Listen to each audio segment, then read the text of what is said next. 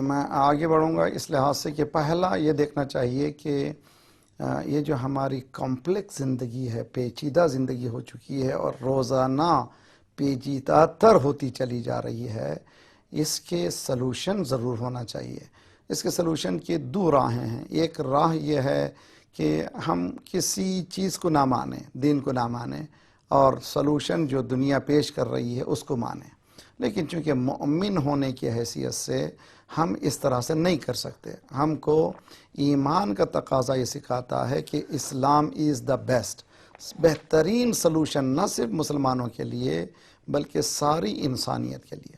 میں ایک مثال دیتا ہوں، اس کے بعد امید ہے کہ ناظرین سے گزارش کرتا ہوں، میں نے مجالس میں بھی بہت زیادہ ایکسپریس کیا ہے، ہم لوگ جو ہیں لفاظیوں میں نہ رہیں، ایسی سپرفیشل زندگی میں نہ رہیں، ریالٹی کو تلاش کریں، اور جب تلاش ہو جائے تو فوراً اس پہ عمل کرنا شروع کریں۔ جس طرح سے اگر کسی کے پاس دھاگا ہے، مجھے اچھی طرح سے یاد ہے کہ ہمارا خاندان بڑا تھا، میرا بچپنا، میری والدہ جو ہے جمعے کے دن کسی کے شرٹ کا بٹن ٹاک رہی ہیں، کسی کو پیوند لگا رہی ہیں، دھاگا جو ان کے ساتھ ہوتا تھا کبھی کبھی الجھ جاتا تھا، ٹینگل جو اس کو کہتے ہیں۔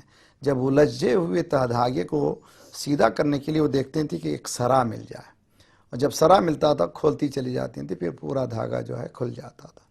ہماری لائف بھی ایک گنجلک اور پیچیدہ اور ٹینگل ہو چکی ہے، اور ہم اس کے سرے کو تلاش کرنا ضروری ہے۔ اولین سرا مسلمان کا قرآن مجید ہے۔ اگر وہ قرآن سے استفادہ کرنے لگے گا، پوری اس کی جو ٹینگل لائف جو ہے سیدھی ہوتی چلی جائے گی، اور چونکہ دھاگا ہے، ایک رخ ایک طرف آئے گا تو دوسرا رخ بھی آنا چاہیے، تو دوسرا رخ جو ہے وہ اہل بیت علیہم الصلوۃ والسلام ہے، جس کے لیے قرآن کہتا ہے لَقَدْ كَانَ لَكُمْ فِي رَسُولِ اللَّهِ أُسْوَةٌ حَسَنَةٌ، تمہارے لیے سرکار رسالت میں آپ صلی اللہ علیہ وآلہ وسلم کی حیات اسوہ حسنہ ہے، یعنی بہترین مینٹور اگر انسانیت کے لیے ہے تو وہ سرکار کی حیات ہے۔ اسوہ کائے کے لیے؟ کیا اسی دور کے لیے تھا کہ جس دور میں خون خرابہ تھا، عورتوں کا کوئی حقوق نہیں تھے، انسانی حقوق کا کوئی نام ہی نہیں تھا، اتنا خاندانوں میں دشمنی تھی کہ مہینوں سالوں بلکہ صدیوں سے دشمنی چل رہی تھی، جنگیں چل رہی تھیں؟ اس ماحول کو محبت سے بدل دیا سرکار نے۔ وہ کیا ٹیکٹس تھے، وہ کیا سلیقہ تھا، اس کو جاننا چاہیے، ورنہ جو ہے دین جو ہے صرف ان کی ذات تک محدود ہو جائے گا۔ ان کی ذات محدود نہیں ہے، زمانے میں محدود نہیں ہے، مکان میں محدود نہیں ہے، ٹائم ان کو کنفائن نہیں کر سکتا، اور اسپیس ان کو کنفائن نہیں کر سکتا۔ جب قرآن کہہ رہا ہے یہ ان کی حیات ہے، یہ تمہارے لیے نمونہ ہے، تو اس کے معنی صرف عربوں کے لیے نہیں ہے، صرف اس دور کے لیے نہیں ہے، ہر دور کے لیے ہے۔ تو ہمیں اس بات کی طرف پوری طرح سے یقین سے آگے قدم بڑھانا چاہیے۔ اگر میرے پرابلم کو کوئی سالو کر سکتا ہے تو وہ پولیس نہیں ہے، وہ قرآن ہے۔ بجائے اس کے کہ میری بہن یا کہ میرا بھائی اگر گھر میں گڑبڑ ہو تو یہاں نہیں معلوم، برٹش میں ہمارے پاس ویسٹرن کینیڈا اور امریکہ میں 011 ڈائل کرتے ہیں، 999 ڈائل کرتے ہیں، تو یہ 999 کے بجائے میں ہمیشہ سے کہتا ہوں کہ 92 ڈائل کریں یا 110 ڈائل کریں، یا سرکار رسالت مآب صلی اللہ علیہ وسلم کی حیات کو جائیں، یا اہل بیت علیہم السلام کی حیات کو جائیں۔ تو اگر ہم لوگ کب کر سکتے ہیں؟ اگر یؤمنون باللہ، اگر ایمان باللہ ہو اور آخرت پر ایمان ہو۔ یہ دو چیزیں اتنی اہم ہیں۔ قرآن صاف کہتا ہے کہ جب تک انسان کی بیس قوی نہیں ہوگی، بنیاد قوی نہیں ہوگی، وہ عمارت قوی نہیں ہو سکتی۔ اور اگر یہ بیس قوی ہو جائے کہ فَمَن يَعْمَلْ مِثْقَالَ ذَرَّةٍ خَيْرًا يَرَهُ وَمَن يَعْمَلْ مِثْقَالَ ذَرَّةٍ شَرًّا يَرَهُ، جو بھی آٹم برابر، ذرہ برابر نیکی کرے گا اس کے سامنے وہ چیز آئے گی، جو بھی ذرہ برابر برائی کرے گا اس کے سامنے آئے گی۔ تو اگر خدا نخواستہ پرابلم ہے تو انشاءاللہ ہم گفتگو سیر حاصل آئندہ کرتے چلے جائیں گے، کرائٹیریاز کو بتائے چلے جائیں گے۔ آج مقدمے کی گفتگو ہو رہی ہے۔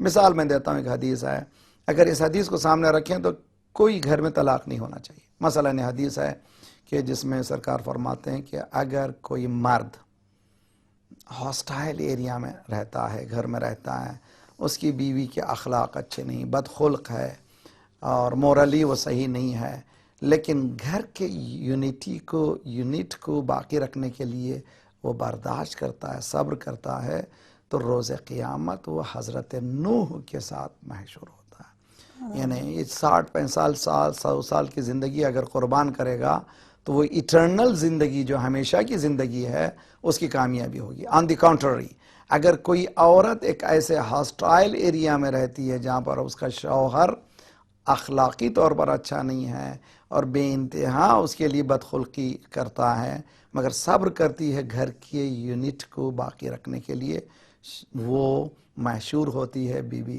آسیہ کے ساتھ۔ اگر ہم ان پوائنٹس کو ذرا سا ایلابریٹ کریں، میری بہنوں سے گزارش ہے، سامعین سے، ناظرین سے گزارش ہے، اس پہ ذرا سا پاؤنڈر کریں، غور کریں تو نتیجہ نکلے گا۔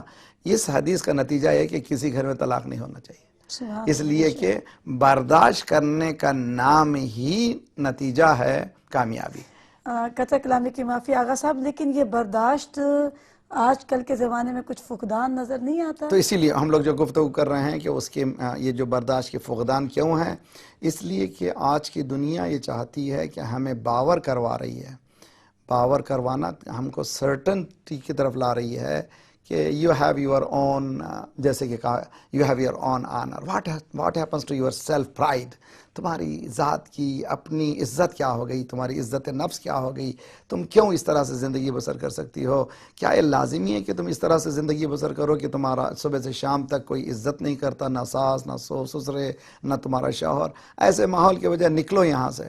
مگر یہ عورت اگر ایمان کے میدان میں آئے گی تو وہ دیکھے گی جناب آسیہ فرعون کے محل میں ہے، انوائرمنٹ بہت خطرناک ہے، لیکن ربی ابن لی عندک بیتا فی الجنہ، پروردگارہ مجھے جنت میں گھر نہیں چاہیے، تیرے پہلو میں گھر چاہیے۔